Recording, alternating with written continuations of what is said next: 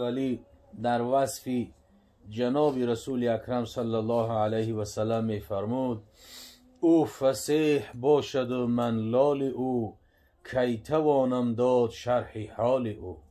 او پیامبر فصیح است اما من لال هستم. لال به معنای گنگ، یعنی در صفت پیغمبر کردن ما گنگ است. میگم پیامبر صلی الله علیه و سلم ذاتی با برکاتی هست که الله ذوالجلال خودش وصفش کرده است.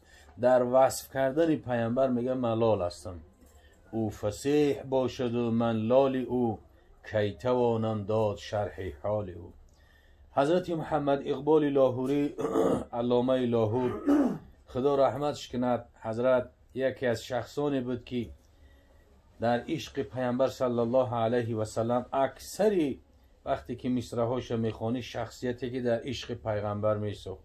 حضرت رسول اکرم صلی الله علیه و سلم وصف میکند و در مصرعها بیان میکند که علامه لاهور چون به نام مصطفی گویم درود از خجالت آب میگردد وجود. وقتی که میگه به نام پیامبر صلی الله علیه و سلم، وقتی که میگه درود بگم، وقتی که صلوات بگم، از خجالت میگه بدن من آب میشوم، عرق میکنه بدنم. وقتی که به پیامبر صلوات میگم برای چی خاطر؟ چون نداری از محمد رنگ بو بر درودی خدمه اعلی نام او. ای علامه لاهور وقتی که از محمد صلی الله علیه و سلم بر سنت او، بر رفتار او، بر گفتاری او که عمل کرده که نمیتونی، به این دهان قرق چرکینت، به این دهان گناهگار نام پیامبر صلی الله علیه و سلم تو آلوده نکن. چون نداری از محمد رنگ بو بر درودی خدمه اعلی نام او. به این درودت قطعی نام او را آلوده نکن. حضرت علامه لاهور میگفت. حضرت عبدالرحمن جامی خدا رحمت و مغفرتش کند هراتی میگفت که در وصف پیامبر نسخه شیرازه هستی اوست جمله عالم بندگان خاصه اوست. نسخه شیرازه اصلا مقصد از آفرینش همه نسخه میگه فقط او پیغمبر است. میگه جمله عالم بندگان خاصه اوست. حضرت هر کدامش که بیان کنیم از بزرگا، از امی کلاسیکایی که از ما و شما گذاشتن، بعد از خداوند حمد ثنا گفتن همه کتاب وجود ندارد که به نعت رسول الله صلی الله علیه و سلم باشه. همه از چی است؟ از محبت است، از دوستداری پیامبر صلی الله علیه و سلم است، از شوق دوستداری و محبت پیامبر است که در وصف پیغمبر مصرعهای بیان کردن که تا امروز مردم استفاده شون میکنن. رسول اکرم صلی الله علیه و سلم ذاتی با برکات است که نه تنها مخلوق بلکه خالق ذوالجلال وصفش کرده است. و رفعنا لک ذکرک.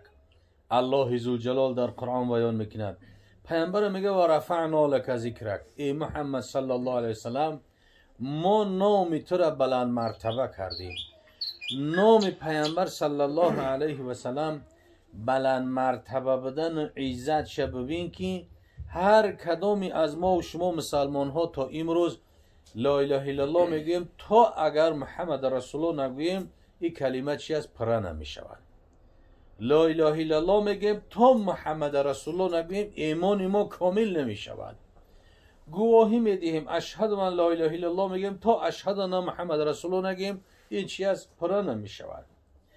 در اذان هم چی است؟ اشهد ان محمد رسول الله دو مراتب میگیم. در قامت هم اشهد ان محمد رسول الله میگوییم. ببین در نماز هم که حتی که نمازی که میخونیم به درود پیامبر صلی الله علیه و سلم همون نماز پره نمی شود. در نماز بین وقتی که نماز میخونیم در قعده بعد از التحیات چی میخونیم؟ اللهم صل علی محمد اللهم بارک علی محمد.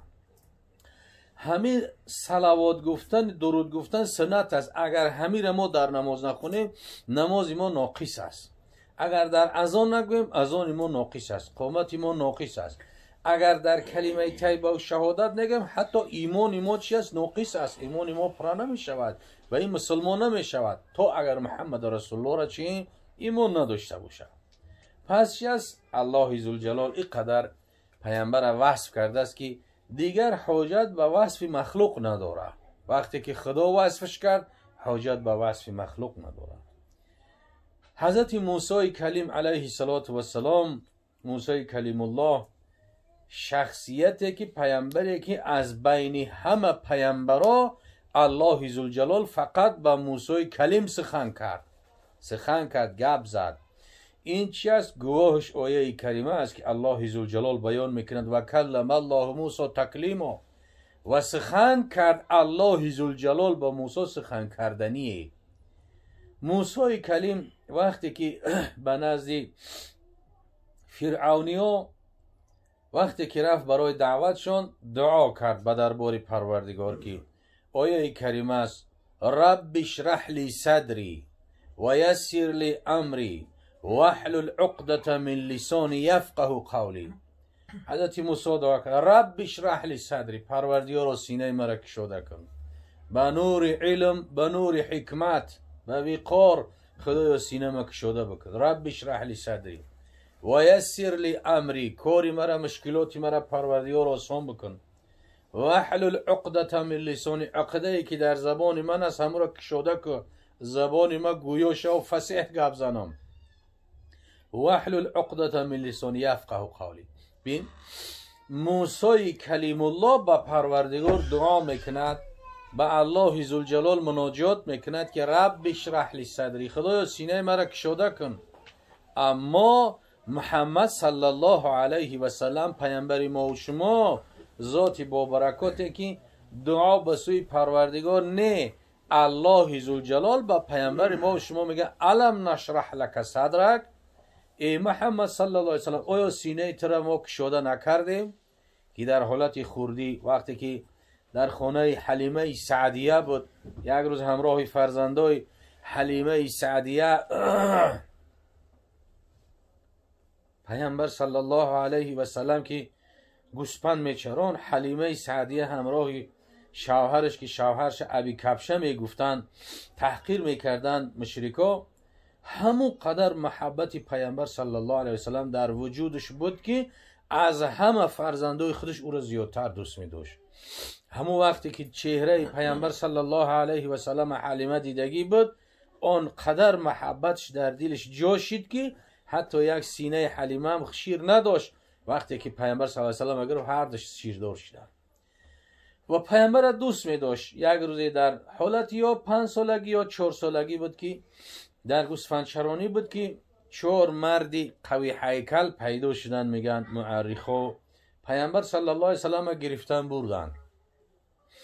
وقتی که بردنش فرزندای حلیمه داد گفته دویده و خاندان آمدن و تمام آواز که پیامبر صلی الله علیه و سلم که محمد یتیم میگفتن که بده که محمد یتیم 4 کس بردن کشتنش، قتلش کردن. این 4 نفر حضرت جبرائیل، حضرت اسرافیل، حضرت میکائیل، حضرت عزرائیل 4 ملائکه مقرب بودن که پیامبر به پشت یک تپه بردن، پیامبر خوابوندن و پیامبر صلی الله علیه و سلم شرح صد سینه مبارک تا پایان چاک کردن.